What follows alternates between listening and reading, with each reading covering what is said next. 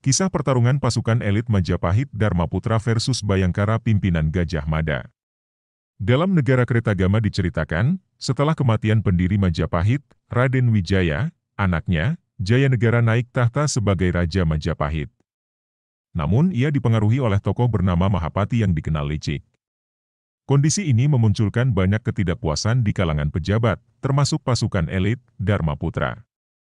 Para raton menyebutkan, Dharmaputra disebut sebagai pengalasan Wineh Suka, yang artinya pegawai istimewa yang disayangi raja.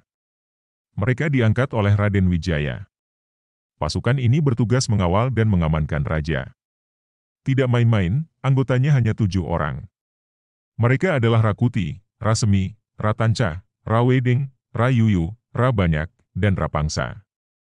Mereka adalah tokoh-tokoh yang mengawal Raden Wijaya ketika dikejar Jayakatwang yang menyerbu Singasari pada masa kekuasaan Raja Kertanegara. Gesekan Dharmaputra dengan pemerintah Majapahit dimulai dari peristiwa pembunuhan Patih Nambi. Dalam Kidung Sorandaka dikisahkan pada 1316 ayah Patih Nambi yang bernama Pranaraja meninggal dunia di Lumajang. Salah satu anggota Dharmaputra yaitu Rasemi ikut dalam rombongan pelayat dari Majapahit. Saat itu Mahapati kemudian menyebar kabar bohong ke Jayanegara bahwa Nambi hendak memberontak. Mahapati memang mengincar posisi Nambi. Jayanegara yang termakan isu kemudian mengirimkan pasukan menggempur Lumajang mengakibatkan Nambi dan Rasemi tewas. Terbunuhnya Rasemi memunculkan dendam 6 anggota Dharmaputra lainnya. Puncaknya pada 1319 Rakuti bersama anggota Dharmaputra.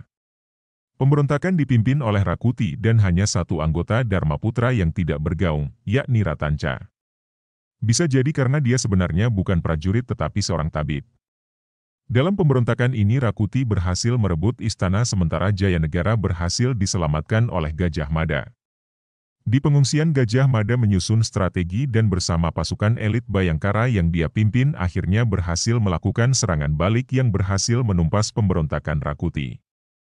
Tokoh ini tewas di tangan Gajah Mada. Satu-satunya anggota Dharmaputra yang tersisa, Ratanca akhirnya juga dibunuh Gajah Mada setelah tabib ini menusuk Jayanegara hingga tewas. Habisnya kekuatan Dharmaputra membuat Bayangkara menjadi satu-satunya pasukan elit saat itu. Gajah Mada, sebagai pemimpin pasukan itu pun akhirnya memiliki jalur karir tanpa penghalang. Namanya semakin berkibar hingga akhirnya dia diangkat menjadi Mahapatih di era Tribuana Tunggadewi. Sebelum itu dia sudah menjadi patih di Daha sebagai penghargaan atas keberhasilannya menumpas pemberontakan Rakuti.